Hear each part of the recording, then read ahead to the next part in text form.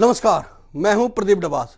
स्वागत है आपका हमारे इस खास कार्यक्रम जिसका नाम है सियासत दिस वीक। इस कार्यक्रम में हम हफ्ते भर में हुई सियासी गतिविधियों के जरिए जानने की कोशिश करेंगे कि आखिर सूबे की सियासत का मिजाज क्या चल रहा है। हम बताने की कोशिश करेंगे कि राजनीति के भीतर की सियासत क्या चल रही है।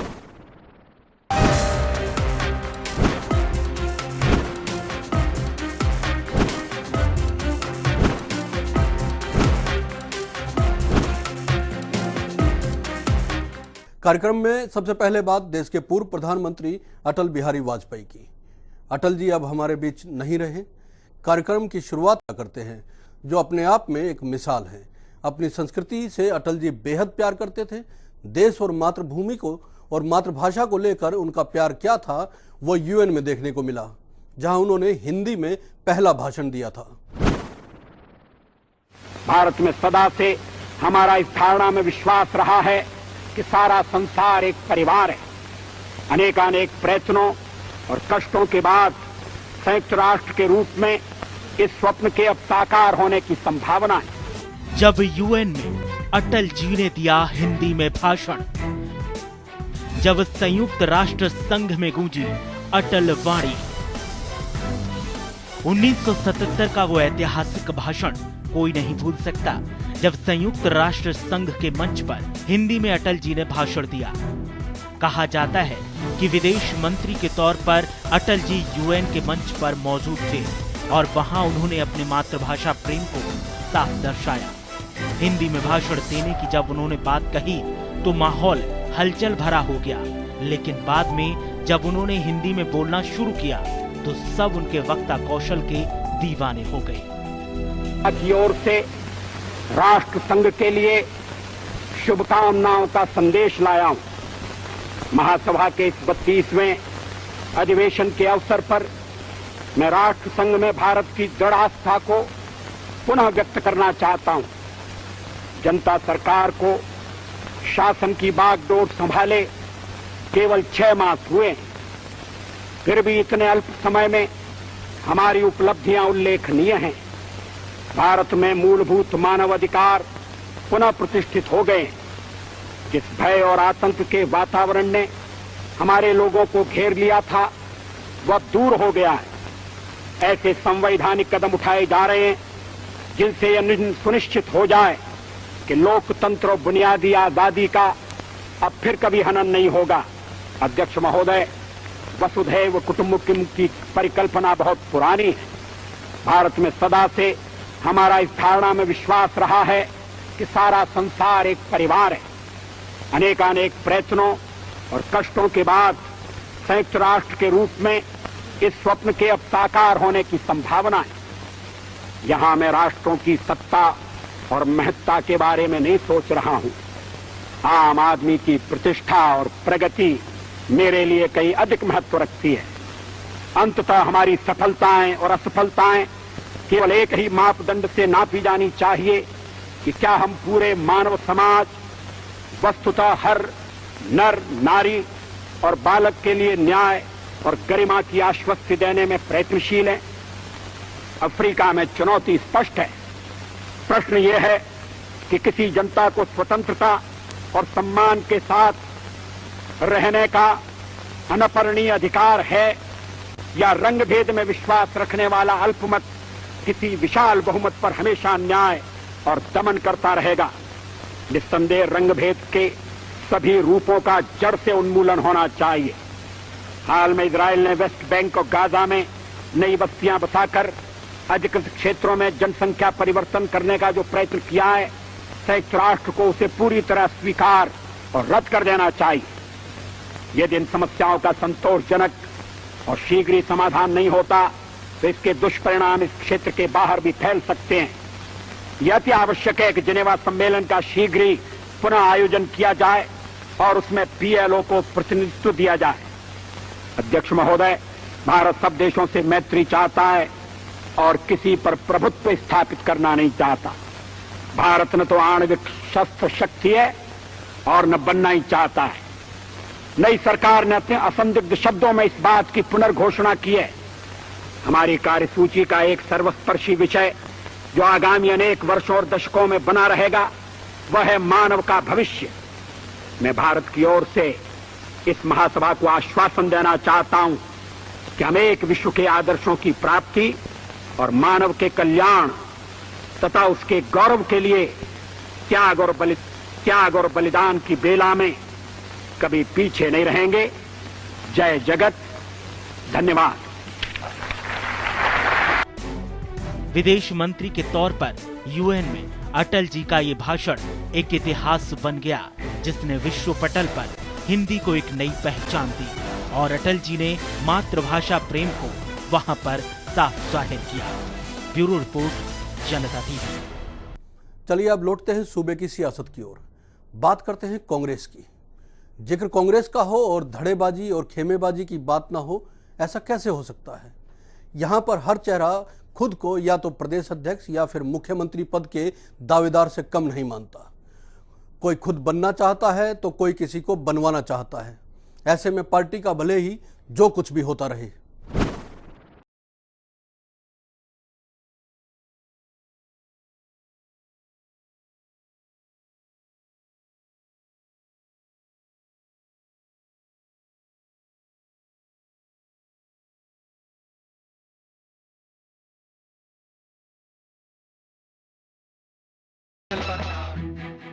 इस गाने के बोलों की तरह ही कुछ हो रहा है सूबे की कांग्रेस में। कोई एक चाल चलता है तो दूसरे के पत्ते खट से सामने आ जाते हैं। 2019 की जंग सिर पर आन खड़ी हुई है। सियासत की चौसर पर धर्म और जाति से लेकर तमाम तरह के मोहरों को फिट करने की कोशिशें शुरू हो गई है। सूबे की पॉलिटिकल गैलरीज में हलचल इतनी तेज हो चुकी है कि अब कौन कहां से निकलकर कहां जा रहा है, इन सब पर पैनी निगाह रखने की जरूरत पड़ती जा रही है।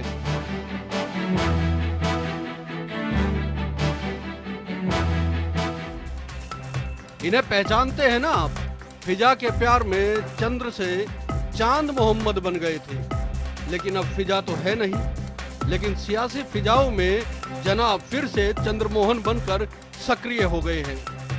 इसी हफ्ते भजनलाल परिवार के ये चंद्रमोहन दिल्ली में थे। दिल्ली में इन्होंने कांग्रेस अध्यक्ष राहुल गांधी से मुलाकात की।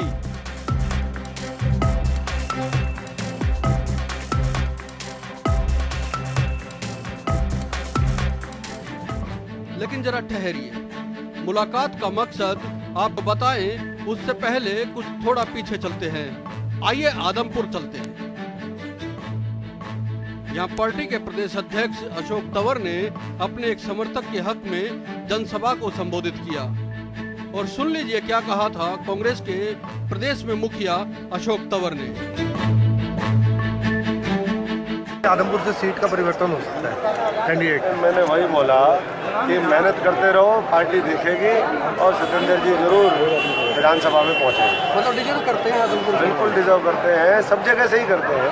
हमने कहा कि ये तो पार्टी ने फैसला करना है, इन्होंने मेहनत करनी है। ये मेहनत करते रहे, अपने आप पार्टी खेवन हार बनेगी। अब मामला आदमपुर का हो और प्रदेश अध्यक्ष का इशारा साफ साफ कुछ संकेत देता हो तो वही करना था जो चंद्रमोहन करने में लगे हुए हैं। चर्चाएं हैं कि उन्होंने राहुल गांधी से मुलाकात कर अशोक तंवर को बदलने की वकालत की है। चंद्रमोहन ने अपने भाई कुलदीप बिश्नोई के हाथ में सूबे की कांग्रेस की कमान देने की वकालत की है। बताया जा रहा है कि इसके लिए कुछ तथ्यात्मक और जातिगत समीकरण भी उन्होंने राहुल गांधी को समझाने की कोशिश की है।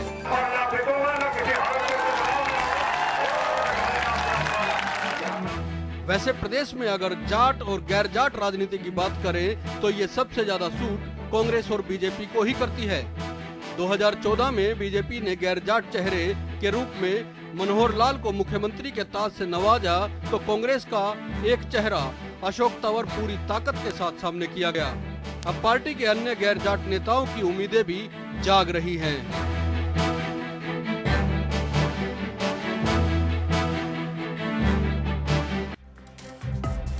वैसे कांग्रेस में दावेदारों की कमी नहीं है। चंडीगढ़ में पत्रकारों से बातचीत में संपत सिंह की जवाब पर भी आखिर दिल की बात आई गई। मतलब कांग्रेस में मुख्यमंत्री पद के एक और दावेदार। संपत सिंह का कद तो बड़ा है, लेकिन उन्हें टिकट कहां से और कैसे मिलेगी, ये भी तो पार्टी के लिए मंथन का एक विषय रहेगा। लेकिन आप जरा खुद ही सुन लीजिए क्या कहते हैं संपत सिंह मुख्यमंत्री पद को लेकर। हाँ, ये जरूर है क्योंकि बनाएगा तो क्या नरसिम्हा राव जी की। आप अपने को सीएम के लायक मानते हो? मैं तो पीएम के लायक मानता हूँ। अब जनाब दावेदारी ठोक दी गई हो और कांग्रेस में कहीं से टोका टिप्पणी ना हो, ऐसा कैसे हो सकता है? लीजिए आ गया जवाब। पार्टी की विधायक दल की नेता किरण चौधरी का साफ कहना है कि कांग्रेस में मुख्यमंत्री पद का चेहरा कोई नहीं है, यहाँ विधायक तय करते हैं। इनेलो भी और बीजेपी के विधायक और तमाम बड़े नेता ये कहते हैं कि कांग्रेस जो है वो सदन में आएगी, उनके पास मुद्दे भी नहीं है। और दूसरा, जो कांग्रेस विधायक दल के नेता किरण चौधरी हैं, उनके पीछे विधायक भी नहीं है। विधायक जो है वो भूपेंद्र सिंह हुड्डा के कब्जे में है। हम सब एक हैं, एकजुट होकर हम काम करते हैं। अब कहीं भरत मिलाप होते होते रह गया, कहीं भाई को अध्यक्ष बनवाने के लिए लॉबिंग, तो कहीं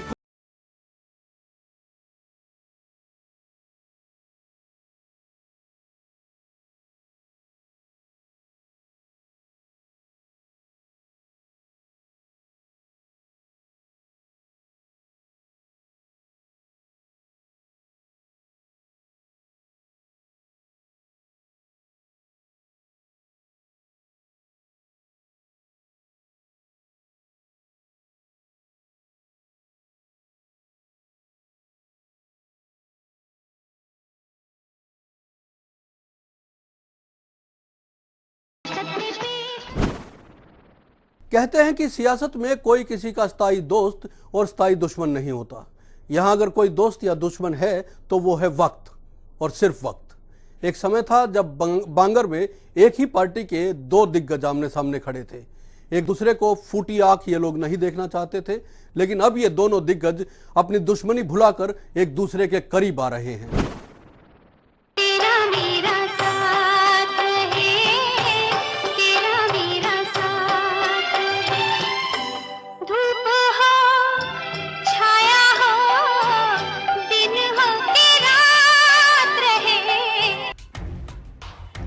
ये राजनीति है साहब। यहाँ दोस्ती और दुश्मनी सहूलियत के हिसाब से होती है। कब दुश्मन दोस्त हो जाए और कब जिगरी यार से दूरियां बन जाए, ये कौन कह सकता है। सूबे में बांगर की सियासत में भी शनिवार को कुछ ऐसा ही होने वाला था। यहाँ नॉर्थ पोल और साउथ पोल का मिलन होना था।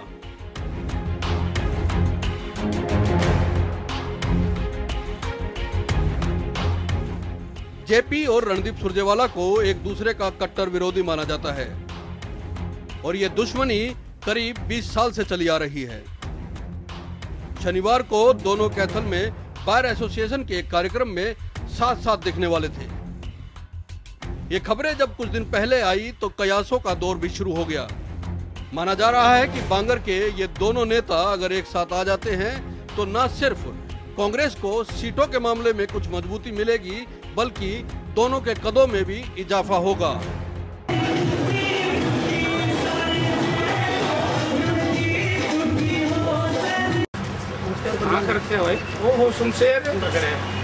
सार्वजनिक रूप से ये सामने आने में कुछ वक्त लग सकता है, क्योंकि शनिवार को कैथल में जो कार्यक्रम होना था वो ऐन वक्त पर रद्द हो गया। जेपी तो कार्यक्रम में शिरकत करने के लिए पहुंच चुके थे, लेकिन रणदीप सुरजेवाला नहीं पहुंचे। हालांकि दोस्ती का हाथ बढ़ाने के बावजूद रणदीप के नहीं पहुंचने की वजह से एक बार फिर से अटकलों का बाजार कुछ गर्म सा हो गया है। लेकिन बार एसोसिएशन का कहना है कि कार्यक्रम फिर से करवाया जाएगा और उसमें ये दोनों ही मौजूद होंगे।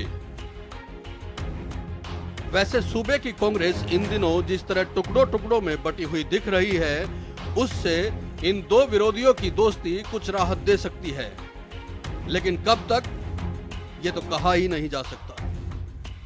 अगर ये दोनों मिलते हैं तो इसका असर हिसार, जींद, कैथल और कुरुक्षेत्र जिलों में देखने को मिल सकता है।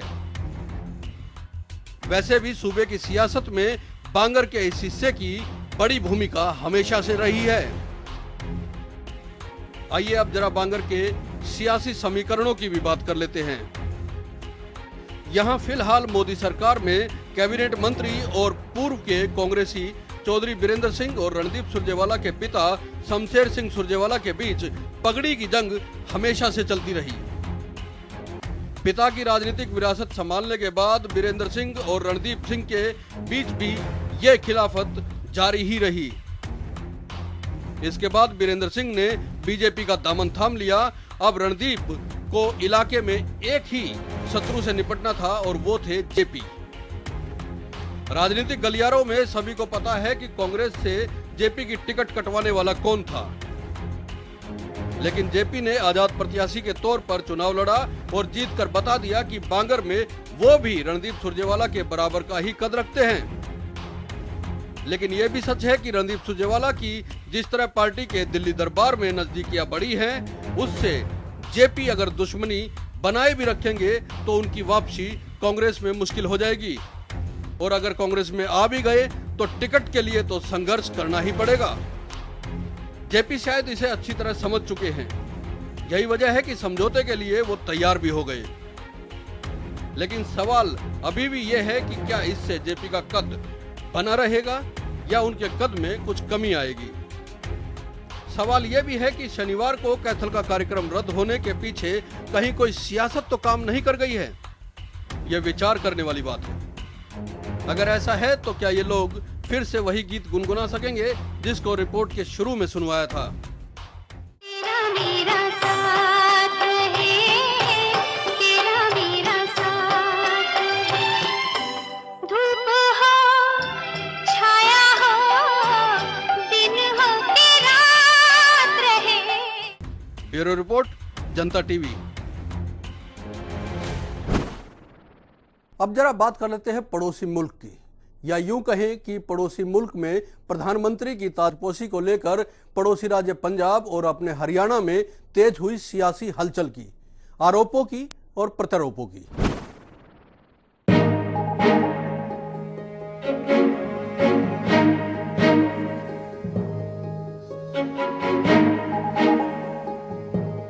गुरु क्रिकेट के मैदान से सियासत की पिच पर उतरे तो यहां भी चौके छक्कों की बरसात जारी रही, लेकिन गुरु के एक फुटवर्क ने मानो उन्हें हिट विकेट कर दिया है। विपक्ष गुरु को आउट डिक्लेयर करने की अपील पर अड़ सा गया है। पूरा भारत अपने माथे का ताज रहे अटल जी के देहांत के शोक में डूबा हुआ है और गुरु पड़ोसी की ताजपोशी में शरीक होकर बधाइयां दे रहे थे। पंजाब में कांग्रेसी मंत्री नवजोत सिंह सिद्धू ने हालांकि तर्क दिया है कि वो तो सिर्फ अपने एक पुराने खिलाड़ी दोस्त की नई सियासी पारी शुरू करने पर एक बधाई संदेश लेकर गए थे। मैं एक मोहब्बत का पैगाम हिंदुस्तान से लाया था और आज मुझे ये महसूस हो रहा है कि जितनी मोहब्बत मैं लेके आया था उससे 100 गुना ज्यादा मोहब्बत मैं वापस लेके जा रहा हूं। लेकिन जनाब, मौका ऐसा था कि आप विरोधियों के निशाने पर आए बगैर कैसे रह सकते हो। पंजाब की तो बाद में बात करेंगे, पहले हरियाणा के बीजेपी नेताओं से तो आप निपट लीजिए। अटल बिहारी वाजपेयी जी के पंच तत्व में लीन हो जाने पर सारा देश आज शोक में डूबा है। देश में राष्ट्रीय शोक घोषित किया गया है और पंजाब के एक मंत्री नवजोत सिंह सिद्धू पाकिस्तान में इमरान खान के प्रधानमंत्री बनने पर जश्न मना रहे हैं। अति निंदनीय है। इसकी जितनी निंदा की जाए उतनी कम है। माना नवजोत सिंह सिद्धू और इमरान खान की दोस्ती है, पर क्या दोस्ती देश से बड़ी हो गई? पंजाब सरकार को नवजोत सिंह सिद्धू के खिलाफ कार्रवाई करनी चाहिए। नवजोत सिंह सिद्धू का इमरान खान की ताजपोशी में पहुंचने तक तो भारतीय फिर भी हजम कर लेते, लेकिन पाक पहुंचने के बाद जो कुछ हुआ वो किसी भारतीय को शायद कभी रास ना आए। जरा इस तस्वीर को देखिए। इस तस्वीर में हमारे देश के कद्दावर नेता नवजोत सिंह सिद्धू हैं और दूसरे शख्स हैं पाकिस्तान के आर्मी चीफ कमर जावेद बाजवा। देखिए कैसे सिद्धू उस बाजवा के गले लग रहे हैं जिसका काम पाक आर्मी के जरिए भारत में नापाक हरकतों को अंजाम देना है। बात यहीं खत्म नहीं होती। सिद्धू को पाक अधिकृत कश्मीर के राष्ट्रपति मसूद खान के पास भी बैठाया गया। सिद्धू के इस कदम की आलोचना भारतीय जनता पार्टी लगातार कर रही है। अब ये तो सियासत है भाई। अगर पता भी हो कि गलती अपनों से हुई है तो भी हमला तो उन पर ही बोलना होता है ना जो विरोधी होते हैं। जरा सुनिए पंजाब कांग्रेस के प्रदेश अध्यक्ष सुनील जाखड़ साहब क्या कह रहे हैं। देखिए, अगर देश के प्रधानमंत्री बिन बुलाए हुए उस देश के प्रधानमंत्री के शादी के समारोह में जा सकते हैं, जिन्होंने कारगिल पे हमला किया, जिन्होंने देश के कश्मीर की जो बात कर रहे हैं, हमारे कश्मीर के ऊपर जो काली नज़र लगाए बैठे हैं, उन लोगों के अगर देश के प्रधानमंत्री जा सकते हैं और उसी प्रधानमंत्री उस देश के प्रधानमंत्री को अपने स्वीयरिंग इन सेरेमनी में अगर बुला सकते हैं, तो मैं समझता हूं कि श्री नवजोत सिद्धू का उस फंक्शन में जाना इस उम्मीद के साथ कि शायद जो मसला 56 इंच की चौड़ी छाती से नहीं हल हो सका, वो शायद बातचीत से हो सके। हालांकि मामले की गंभीरता को समझते हुए पंजाब कांग्रेस प्रभारी आशा कुमारी ने इसे सिद्धू का निजी फैसला करार दिया है। देखिए, सिद्धू को निजी तौर पे बुलाया गया, बतौर एक क्रिकेटर होने के नाते बुलाया गया, निजी उस पे वो गए हैं। प्रश्न तो ये है कि जिसको बुलाया ही नहीं था प्रधानमंत्री को, वो क्या करने पाकिस्तान गए थे? ये इनका निजी कार्यक्रम। खैर, कदम उठे हैं तो इसका असर भी दूर तलक जाएगा। अब इस मामले पर सियासत कितनी होती है और इससे सिद्धू कैसे निपटते हैं, ये देखने वाली बात होगी। ब्यूरो रिपोर्ट, जनता टीवी।